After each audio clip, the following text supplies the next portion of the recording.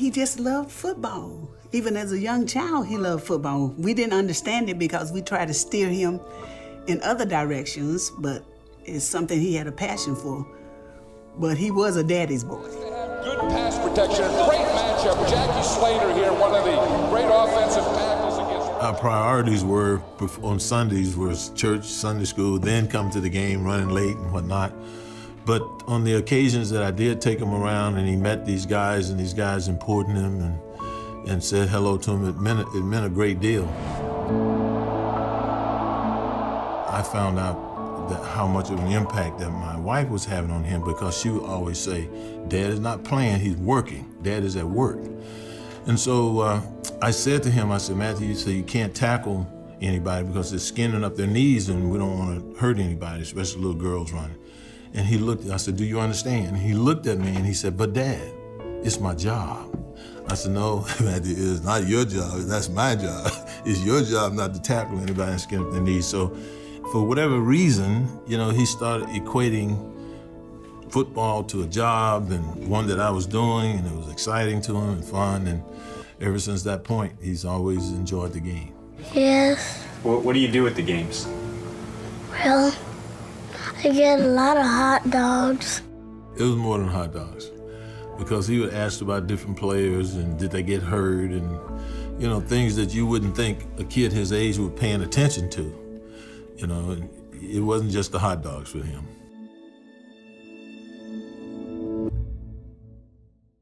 People like Matthew don't get drafted. Slater at the 11, and he's got a lane, breaks the tackle. Matthew Slater in a foot race, and Matthew Slater will win the foot race. Touchdown, UCLA. I remember Eric Dickerson saying to me, he said, Jackie, that boy's fast. He's got a chance. And for the first time, it really hit me that, you know, somebody sees what I'm saying. This kid can run. Matt Slater, another legacy pick, the son of Jackie Slater, drafted by the New England Patriots.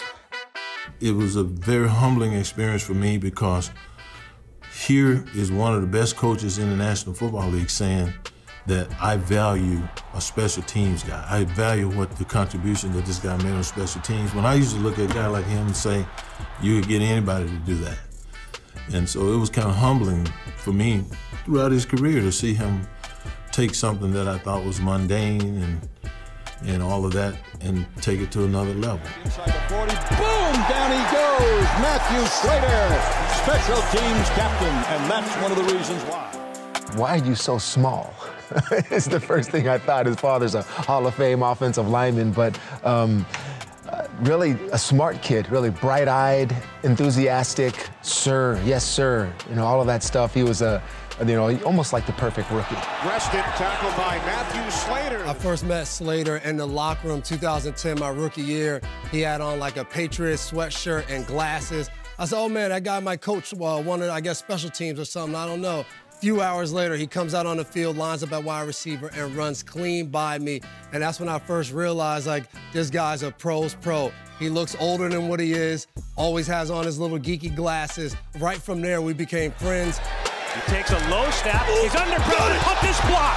Matthew Slater with the recovery and the run back for the score. How about that, Bobby? Special teams, baby.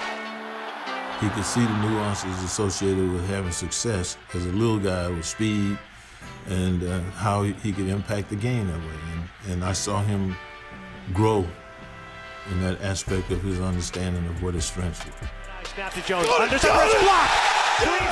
And he took pride in playing special teams, because a lot of guys, they don't want to be on special teams, but he made something special out of it. Yeah, Matt's truly a special player. You know, he's at the very, very top of the list. He's been a tremendous inspiration to our team, our entire organization, everybody that's worked with him. Dang, must be nice for Bill Belichick to say, you're the greatest special teams player of all time. I don't think anybody has spoke of special team players the way they've spoken to Matthew. Yeah. And that is strictly because he has put so much work into being a special team player. Welcome to NRG Stadium in Houston, Texas, and to Super Bowl 51 between the New England Patriots and the Atlanta Falcons. He always called the coin toss. And what I ended up learning was he always called heads because his dad always called heads.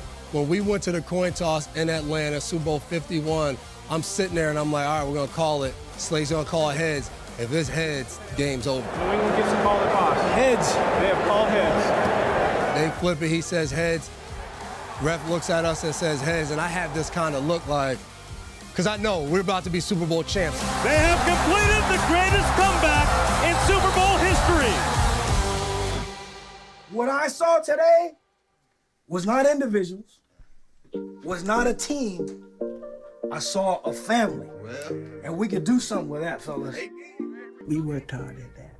We wanted him to be well-spoken. We wanted him to be a good student. And, you know, we instead of keying in on football at that time, we were keying in on know how to answer a question, you know.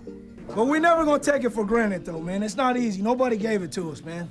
I'm glad it was passed to him, because it wasn't like the same flair that I had. How we feel about making NFL history? But it reached the team in a way, in Slate's way. You know, he did it his own way, and asking the question at the end of every victory. I was proud to see Slate do that. How do we feel about beating the LA Chargers?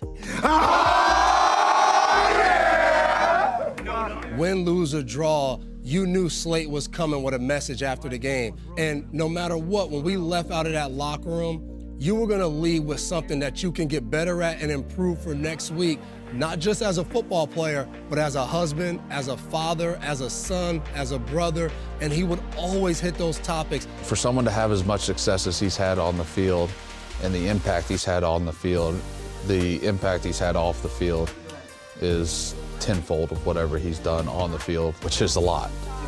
You like the Bruins? Yep. No, I like the Oilers. You're supposed to be a Bruins fan. You look at the Hey, buddy. Love you. Good luck to you. Love you. Have fun, okay? Make it special. Make it special. He's been a unique person. He's been humble. He's been grateful. He's been thankful every step of the way. 16 years in New England, making plays, being the ultimate leader on the team, the ultimate captain. It's the main reason why a lot of people know him as Mr. Patriot. And it's just, you know, just unique. He's been blessed. He's been really blessed.